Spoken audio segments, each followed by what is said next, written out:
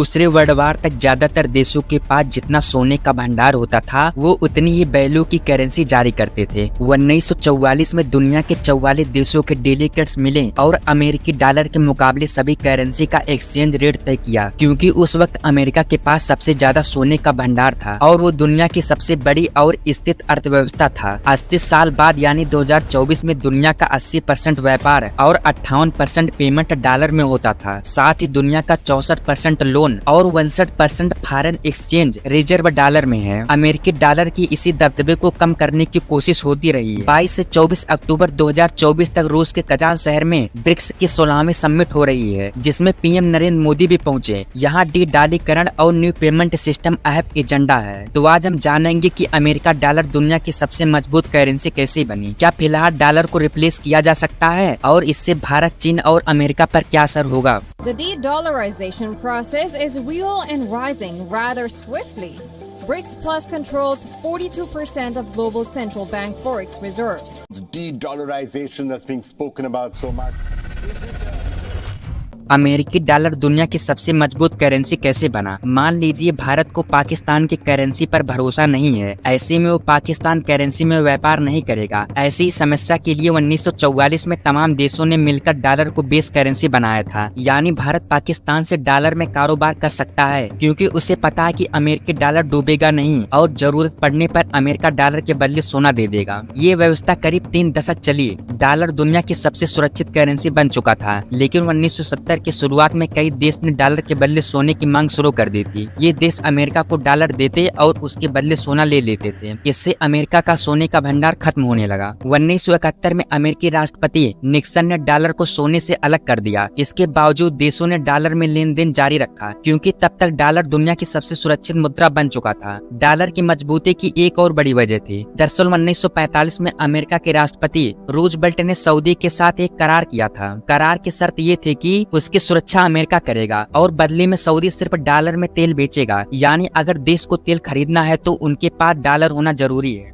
Dollar के power के दम पे अमेरिका बैठे बिठाए अरबों कमाता है। हम किसी चीज को खरीदने के लिए कई तरीके से उसका दाम चुकाते हैं, जैसे cash, online banking, UPI transfer. ऐसे ही दुनिया भर के देश आपस में व्यापार करने के लिए अमेरिका के स्विफ्ट नेटवर्क का इस्तेमाल करते हैं। इसके जरिए अमेरिका बैठे बिठाए अरबों कमाता है। 1973 में 22 देशों के 518 बैंक के साथ स्विफ्ट नेटवर्क शुरू हुआ था। फिलहाल इसमें 200 से ज्यादा देशों के 11,000 बैंक शामिल हैं, जो अमेरिकी बैंकों में अपना विदेशी मुद्रा भंडार रखते हैं। अब सारा पैसा तो व्यापार में लगा नहीं होता, इसलिए देश अपने एक्स्ट्रा पैसों को अमेरिका बांड में लगा देता है, जिससे कुछ ब्याज मिलता रहे। सभी देशों को मिलाकर ये पैसा करीब 7.8 ट्रिलियन डॉलर है, यानी भारत की इकोनॉमी से 2 गुना ज्यादा है। इस पैसे का इस्तेमाल अमेरिका अपने ग्रोथ में करता है। डॉलर को रिप्लेस करने के लिए चीन रूस क्या कोशिश कर रहा है। रूस दुनिया का दूसरा सबसे बड़ा तेल और गैस का उत्पादन करने वाला देश है। उसके सबसे बड़े खरीदार यूरोपीय देश हैं। अप्रैल 2022 में रूस ने नेचुरल गैस खरीदने वाले यूरोपीय यूनियन के देशों से कहा कि वो डॉलर या यूरो के बजाय बिल का भुगतान रूबल में करें, यानी जो देश पहले रूस से गैस खरीदने के लिए अमेरिकी बैंक में डॉलर रिजर्व रखते थे, उन्हें रूसी सेंट्रल बैंक में रूबल रिजर्व रखना पड़ा। इसी तरह बाकी चीजों के निर्यात के लिए भी रूस ने अनफ्रेंडली देशों से रूबल में पेमेंट करने की मांग की। इसकी वजह से रूस के गैस एक्सपोर्ट में गिरावट आई। यूरोपीय यूनियन 2021 तक करीब 40% गैस रूस से इंपोर्ट करता था, जो 2023 में घटकर लगभग 8% हो गया। जून 2022 में रूस के राष्ट्रपति पुतिन ने ब्रिक्स देशों के करेंसी का एक नया इंटरनेशनल रिजर्व बनाने की बात कही। पुतिन के प्रपोजल पर ब्रिक्स देशों में शामिल ब्राजील,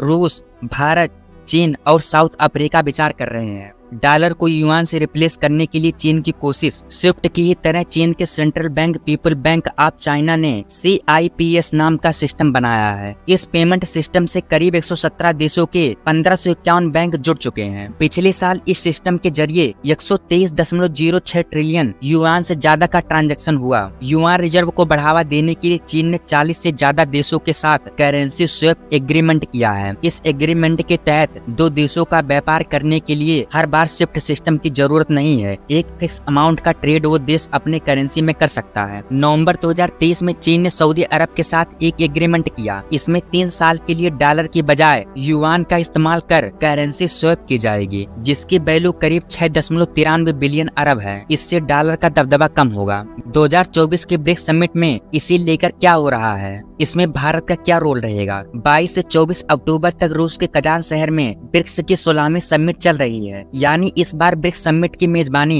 रूसी राष्ट्रपति पुतिन कर रहे हैं। 19 अक्टूबर 2024 को पुतिन ने कहा कि ब्रिक्स करेंसी में अभी समय लग सकता है। ब्रिक्स अभी नेशनल करेंसी के उपयोग को बढ़ाने और इसे सुरक्षित करने के लिए रिसर्च कर रहा है। इस समिट में ब्रिक्स करेंसी की बात नहीं हो रही है, बल्कि उसकी जगह डॉलर के महत्व को धीरे धीरे कम करने की बात की जा रही है। पुतिन ने यह भी कहा कि ब्रिक्स एक सिस्टम की बात कर रहा है जो ब्रिक्स देशों के बीच होने वाले ट्रेड्स में इस्तेमाल किया जा सके। साथ ही इंटरनेशनल ट्रेड्स में डॉलर, यूरो जैसी वेस्टर्न करेंसी का इस्तेमाल न किया जाए। 1 अक्टूबर 2024 को एक थिंक प्रोग्राम में विदेशी मंत्री एस जयशंकर ने कहा कि भारत ने कभी डॉलर को निशाना नहीं बनाया, क्योंकि यह देश की आर्थिक राजनीति या रणनीति का हिस्सा नहीं रहा है। भारत की ऐसी कभी कोई नियत नहीं रही है। ये जरूरी है कि भारत के कुछ पार्टनर को डॉलर में व्यापार करने में कठिनाई हो रही है। भारत चाहता है कि डॉलर में होने वाले ट्रेड पेमेंट को कम किया जाए। इससे भारत के फॉरेन रिजर्व में डॉलर कम हो जाएगा और जो डॉलर रिजर्व रहेगा उसका इस्तेमाल दूसरे कामों में किया जा सकेगा। लेकिन क्या डी-डॉलरीकरण पॉसिबल है? अगर हाँ तो किस हद तक?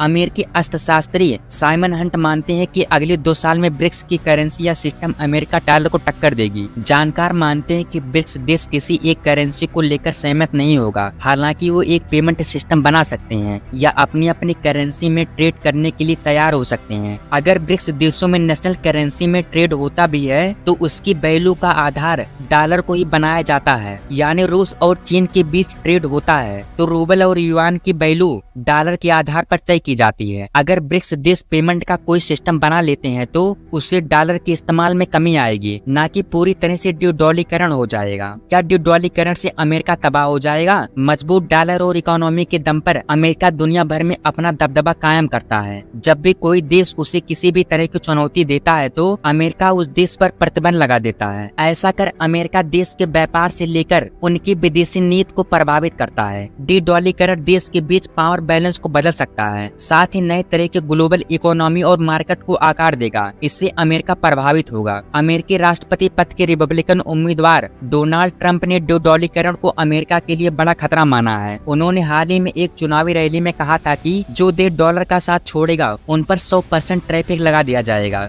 Currency, I think it's important. I think would be losing a war if we lost the dollar as the world currency. I think that would be the दुनिया भर में डॉलर में होने वाला ट्रेड ब्रिक्स देशों के ट्रेड से कई गुना ज्यादा है। ऐसे में अगर ब्रिक्स कोई करेंसी या सिस्टम लाता भी है तो उसके कारण डॉलर की वैल्यू पर ज्यादा असर नहीं होगा। डी-डॉलरीकरण से भारत का फायदा होगा या नुकसान? डी-डॉलरीकरण से भारत की अमेरिकी मॉनेटरी पॉलिसी और डॉलर पर निर्भरता कम होगी। साथ ही भारत के फॉरेन रिजर्व में दूसरी करेंसी का हिस्सा बढ़ेगा। इसके लिए भारत को धीरे धीरे सावधानी के साथ डी-डॉलरीकरण का कदम लेना होगा।